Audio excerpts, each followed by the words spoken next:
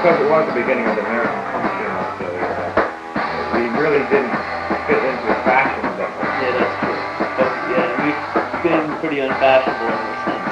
Yeah, our roots, especially then, were in a lot of those bands that were technically minded and stuff. Steve mentioned, for instance, John McLaughlin's projects and stuff. I don't know if we were really into that because of what it sounded like, as much as we were just sitting around saying, well, what the hell is different? Well, I think a lot of people at that time were into rock and roll, like The Who and bands like that, and for some reason that became kind of uninteresting, and before you knew about punk, for example, you were listening to Chick Corea, Return to Forever, a Mob Vishnu band, because I've realized now, I've met a lot of people that before they got into bands like Talking Heads and stuff, they were in this real transitory state of fusion music. And not that TV Toy were fusion music so much, it's just that we were trying to mimic that style, but we did it in such an awful fashion. And we actually sounded kind of new wave. I mean, I remember we were sitting in Max's Kansas City, and Terry Ork from Ork Records came running upstairs and saying, well, I know what this band's all about, like TV Toy and the Feelies and stuff. It's new wave. It's new wave. We'll call it new wave. And I remember being like so awed, like, wow, that's what it is, man. We're not punk because we don't play rock and roll, but we're kind of intellectual. It must be new wave. And the Feelies and TV Toy, we're a new wave band, you know?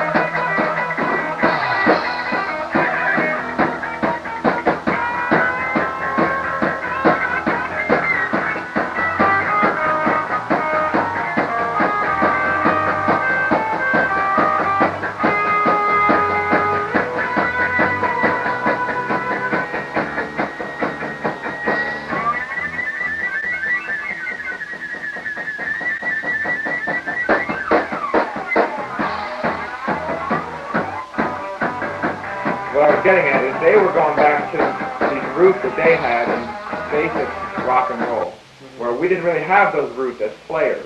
You know, they did have bands and play Louie Louie and stuff or whatever they were doing. Our roots, however, were listening to that stuff. So we went for things like, well, what's new and interesting? So we're listening to King Crimson and Genesis and band Gentle Giant. So we were thinking, hey, this is what's new and interesting. But as this movement became punk movement and so forth became more and more solid, it became evident that, wow, we don't really like this stuff as far as what it sounds like, but we do. We stuff we were playing, spirit or something. We didn't like the real primitive angle, and we also started to realize we didn't like this real technical angle of how fast can you play the guitar and how many mellotrons can you have and strings and stuff. So that set us right into this groove that I think we've been in almost ever since. Right, that's why I said I think we've been unfashionable from the very beginning, and we still are.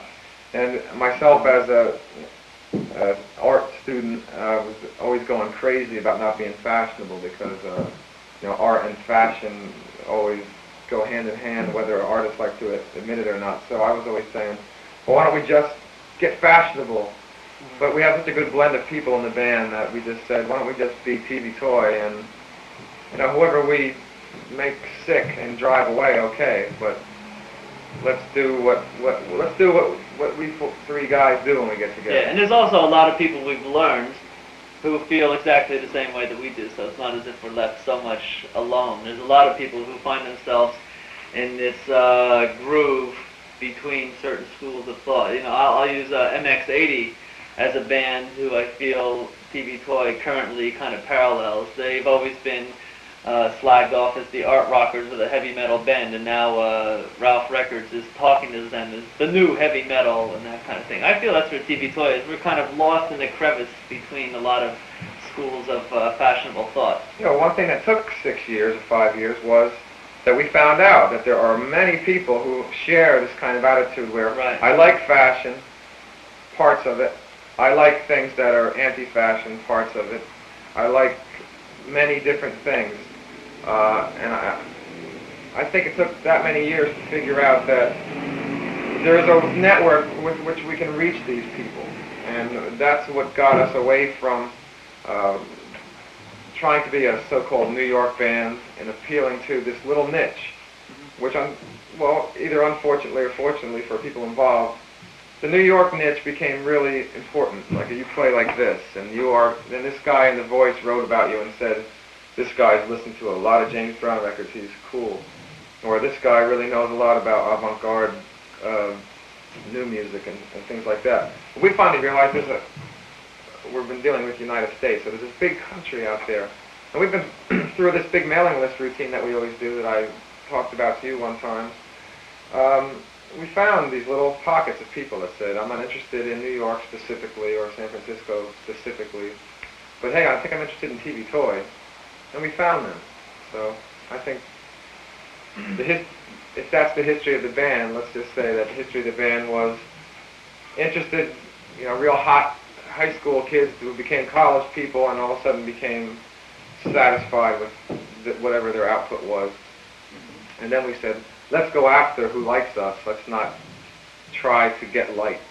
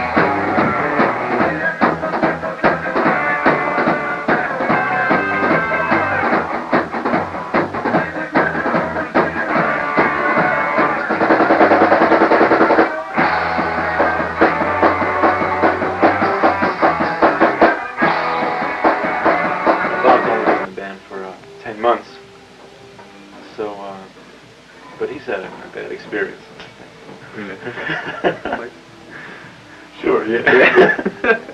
I guess the one bad experience is something happened with the tuner. We usually tune up with in the dressing rooms. I don't know what happened. The battery went dead. I think I got up there, started playing a song, and the whole damn guitar was out of tune. I think that's the worst. I just grabbed the other one and played, but it wasn't even close. It wasn't even close. It was so out of tune. And it had to be right on. I mean, with this music we're playing, everything's got to be right on. You couldn't fake it or nothing. So that was probably the worst one, because you don't know where to go. There's nowhere to hide. There's people out there. You don't know what the hell to do. I think I felt about this small, you know.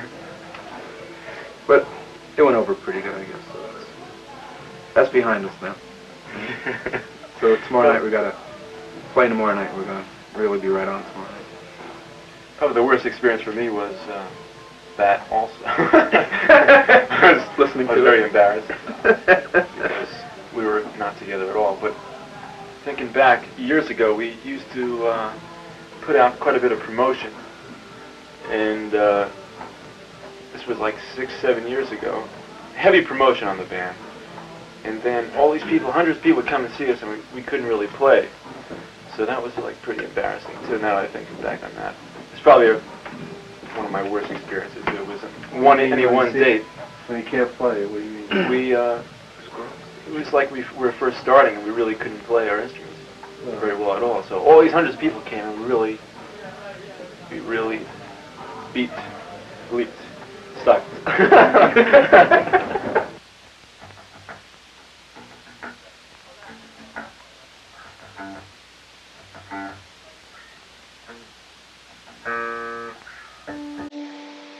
In fact, everybody in the whole band works.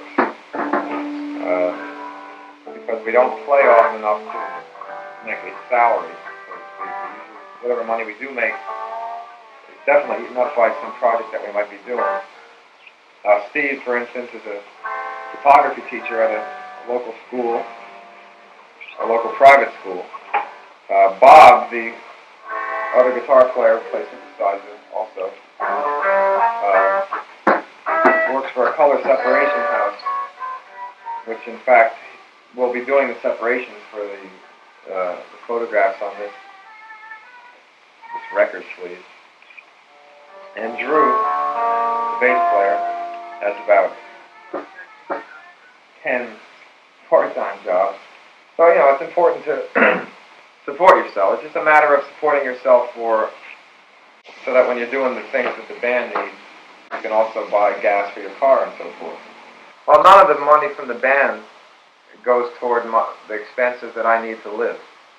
All money from the band, whatever we do, whether it's playing or selling records or, well, whatever it may be, goes to the band and to a special account to pay for the records. The most enjoyable experience for me with TV Toy was playing at a psychiatric hospital in front of about 200 insane people. And they really got off on it, and I really got off on it because they were getting off on it. There was lots of screaming, there was no inhibitions, they were like coming right up to speakers, putting their heads onto the speakers. And that was probably my most enjoyable time, playing for nuts. What's yours, Bob? I think mine with TV Toy was playing in way out in Phillipsburg. The band never reaches out that far, right, to Pennsylvania, and we just play the local metropolitan area. We went out to this place called the Castle Inn out in Phillipsburg, right there east in Pennsylvania, and the music was right on. The people, it was on a big stage with nice PA and lighting, and the people get up and dance. A lot of times, I think with TV Toy, a lot of people are inhibited to get up and dance for some reason or another. I don't know what it is, but the music was right on, and it was danceable, and everybody got up and danced, and I felt like it was a really good night. I think that was the most enjoyable experience with the band that I had so far. Yeah. Do you want people to dance to your music? Yeah, we want people to dance. The new songs we're trying to get into the groove of the dance groove, so people can get up and enjoy themselves rather than just sitting there and dissecting the band and figuring out what it's all about. Better just to relax and let the music move you, right? That's about that. Right. I really don't care if they dance or not dance. I just think they ought to get into it. I really enjoy it when they get into it. Just give us some applause to know they like it. But it gets you going when they're dancing too. It's enjoyable to see that. Mm-hmm. Do you like being on stage and playing? What kind of feelings do you get? With me, it's I've been doing it so long that it's not like I get a real big head doing it. I don't really have a big ego. I kind of like get into my own space and just try to play my best because I know people are paying to see us. And so it's that's the type of feeling I get from it. You know, no big deal. I just do my best to play efficiently, accurately, and yeah, that's it in my department. Yeah. At the same time, when you're on stage, you're together with the band, and you're watching the people just like they're watching you. It's like a reverse role type of thing. And it's pretty weird because everybody's watching it, but it's like you're in your own little isolated area, you know, and you can hear what's going on around you. you can't think about the people out there because then you'll screw up on what you're doing. So you just have to feel it and do it, and just like look at those people too. They're looking at you, and you got to look at them, and that's pretty hard. With so many people eyeing you.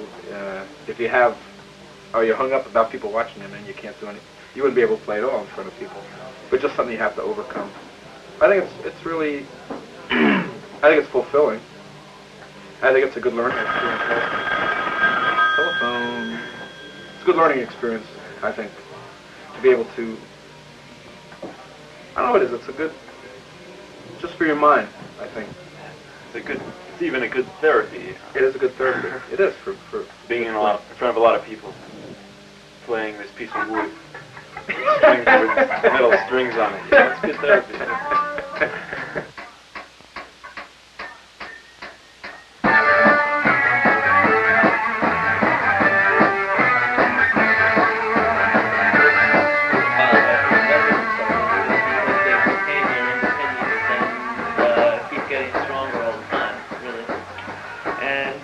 Currently, as far as trendy things go, I like Simple Minds, New Order. New Jersey favorites would be Bongos, The Punsters, Quakes of Lima, things that I've heard perhaps on the college stations in the area. And perhaps my all-time modern favorite would be Magazine, who I think were here a long time ago. But we found out if you're even 2 feet, if you're like inside the Lincoln Tunnel a little bit, you might as well be in Nebraska. So we just said, but at the same time, at least the people from Athens, Georgia, could be so far away that they were freaky. Whereas, well, you guys are only 30 miles from New York. Why don't you live there? I think for this country, the music scene, new things isn't really happening. It's all coming from England.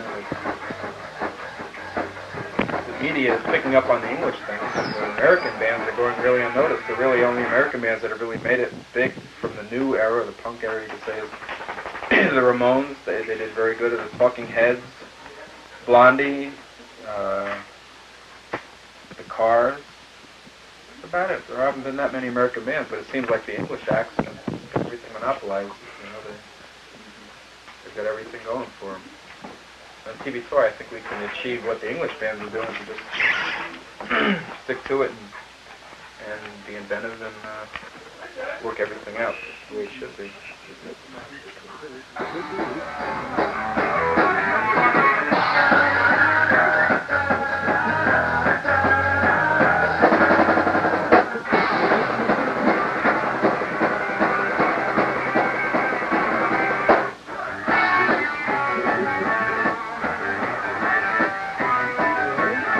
Radio seems very much down as far as independents go, but I believe the college and smaller stations are super for getting the independent network as strong as it has gotten throughout the country. I really feel a great, once again, a loyalty to those stations, particularly the ones in the metropolitan area, for the success of independent bands and bands like TV Toy. That's why I believe someone can put out their record and gain notoriety and reviews and everything that could possibly register as success.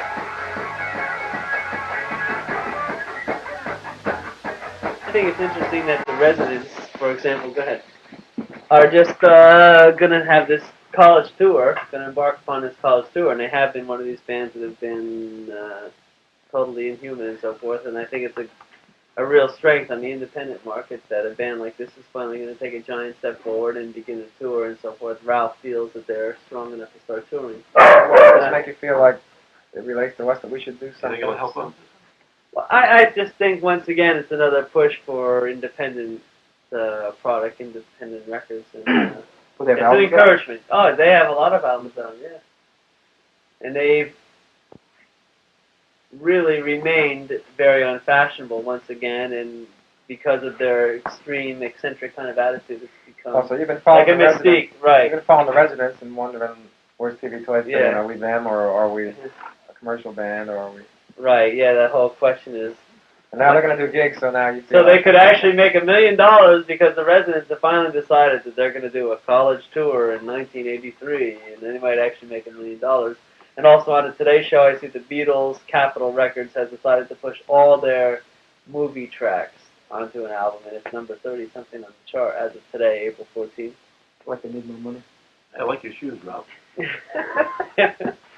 Talking about the shoes, well, we won't go into them. They're pretty boring. Well, What's up for next week? So it all kind of connects together, you know, the Residents and Independent Maniac Band, and then Capitol pushing all the Beatles stuff, and then our recent kind of thing in the Aquarium. well, just to be more practical about it, then, okay, we got another review, and we all agree that this is sort of talking about what we've been talking about for the last few weeks. Yeah, it's a very perceptive article from the author's point of view, and there is no author of the article, is there? Or whoever this person is. It's almost like our statement. Yeah, Right. as of April 14th, it's our statement. Well, where you've been thinking that you've been picking up all these things from the outside, like from the residents or whoever, but this is a real practical thing where, especially the coincidence that it happens to relate to what we're talking about commerciality and so forth. TV Toys' future may be commercial without being commercialized. So, you know, we could just get down on one point. Right, so it's us coming up with a battle plan now of practice of some sort, like So this whole residence thing has made you feel of what's our battle plan? Yeah, What's our right. battle plan is. Like, why are we here? Am I lady? I work for Ralph Records, actually. You're making millions. Is Vic there? Is Vic there? Okay. Well, we should just come up with a thing with Mike, and he should record these few tracks we want to record, and they should be included in a package with the Flesh Kingdom Something Special single that's coming out soon. And presented to major labels, and we should just try to Do that again. try that once again. Right? Attract major label interest because we're running out of our own funds. So we're not going to practice till Monday? Well, Monday we actually should record the stuff with Mike flat out. Just go with it. Get the backing Then tracks. start practicing for the gig after that. Right. Tuesday would be practice for the gigs with the Flesh Tones. Do that. Work out that whole show. Come up with the set list that we distribute to the audience. And then we can work on the overdubs the following weekend. What are we going to mix down? Tentatively Saturday. So now that we've been in this Flexi Disc magazine out west, Right. Mike wants to do one locally, right? So what are we going to do? We're going to start. We've already recorded the tracks. Right, now we have to mix those things down, like Bob said, we'll mix those down. We have to get the things from the Red Jets, Tom Barth and Freedom, Quake Salima, and perhaps if some other bands are interested for the Flexi Disc, and then Mike will compile all the additional We should editorial really put stuff. an ad in the paper and see if any other bands want exposure to Right. One strange link that we got was this Monroe, this glitter band, heavy metal glitter band from New Jersey, has expressed interest because it's a new wave magazine. They feel they can blow the whole thing apart because they're kind of glitter new wave, not glitter new wave, glitter heavy metal. And they feel that if they were on it, they would like blow away all these new wave things. Okay, glitter heavy metal on next gig. Right? Yeah. So there's been interest that's been seeping down through the grapevine, so to speak. After your day job. Don't quit your day job. Don't quit your day job.